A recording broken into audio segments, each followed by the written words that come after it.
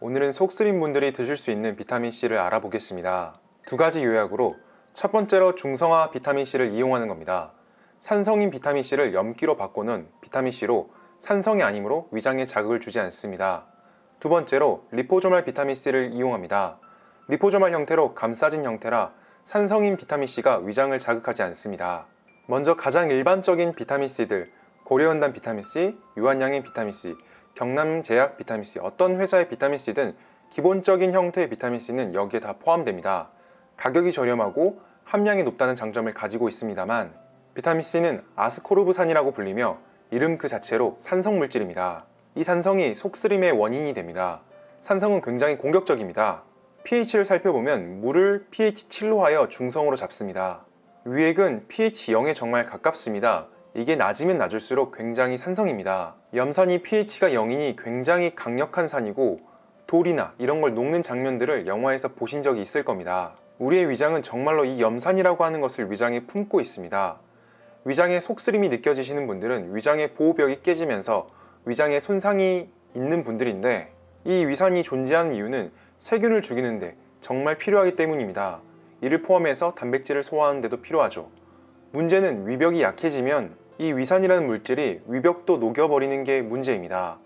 한국 사람들은 자극적인 음식과 짠 것, 매운 것을 많이 먹어서 위벽이 손상되신 분들이 굉장히 많습니다. 이 상태에서 위산이 위벽을 뚫어버리는 거죠. 이러한 이유로 비타민C를 그냥 먹으면 속쓰린 분들이 굉장히 많습니다. 이런 분들을 위해 만들어진 것이 중성화 비타민C와 리포소말 비타민C입니다. pH 7 그리고 우리가 먹는 물을 중성이라고 합니다. 물을 먹으면 속이 쓰리진 않습니다. 그냥 물을 먹었는데 속 쓰린 분들은 이미 위장이 벗겨진 분들이라 빠르게 치료받는 게 좋습니다. 핸들슨 헤슬바흐 이퀘이션을 통해서 산과 염기의 정확한 농도와 양까지 계산이 됩니다. 산과 염기는 서로 전환이 되는 것이라 이 아스코르브산이라고 불리는 산성물질을 간단하게 염기로 만들 수가 있습니다. 염기의 경우 쓴맛이 나고 산성을 만나면 중성이 되는 물질들을 의미합니다. 락스도 여기에 속하죠.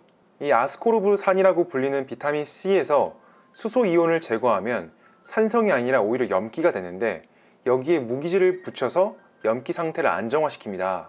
이쪽 부분에서 H를 제거하여 두 개를 붙이는 방식으로 아스코르브산 칼슘과 같은 중성화 비타민C를 만듭니다. 중성화 비타민C는 버퍼드C라고 불리고 칼슘을 비롯하여 마그네슘, 아연, 다양한 무기질들을 붙일 수가 있습니다. 이건 비타민C를 먹는데 미네랄들을 보충할 수 있는 큰 장점이 됩니다. 속도 안 쓰리고 미네랄까지 겸사겸사 보충하는 것이죠. 이러한 제품들의 예시를 보면 이 제품은 마그네슘을 붙여서 만든 버퍼드 비타민C입니다. 그래서 자신이 원하는 미네랄을 골라서 비타민C와 함께 보충할 수 있습니다. 버퍼드라는 용어는 완충 용액에서 나온 용어입니다. 산과 염기에 관련된 내용인데 충격을 완화시킨다 이렇게 생각하시면 됩니다. 이 버퍼드라는 용어를 여기에 사용한 이유도 그겁니다. 버퍼드 비타민C라고 불리는 이 중성화 비타민은 사실 중성 상태는 아니고 염기 상태이며 산성인 위액을 오히려 중화시키는 완충작용을 하게 됩니다. 그래서 완충된 스프링처럼 산에 의한 충격을 완화시키는 비타민C라는 것이죠. 그래서 중성화 비타민C를 정리하면 첫 번째, 산성이 아닌 오히려 염기라서 속쓰림을 완화해 줍니다.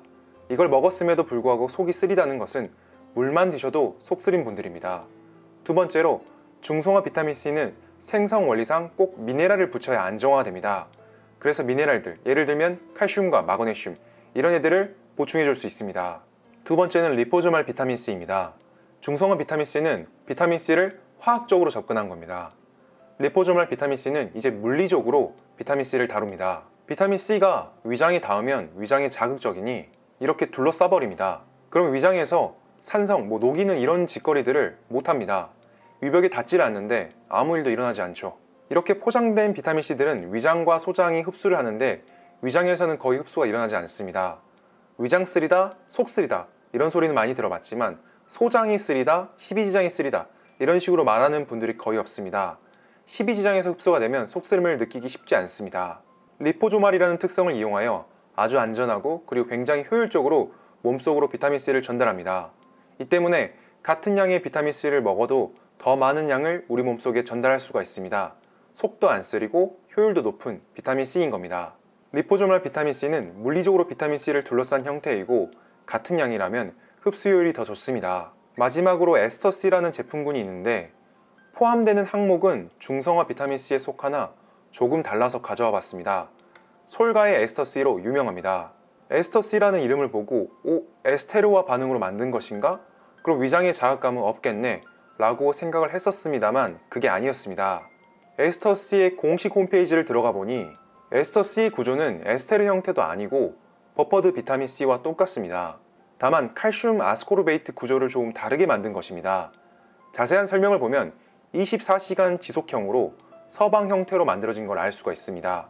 그러니까 아까 전에 설명드린 중성화 비타민C와 같으나 이것을 서서히 방출되게끔 만든 겁니다.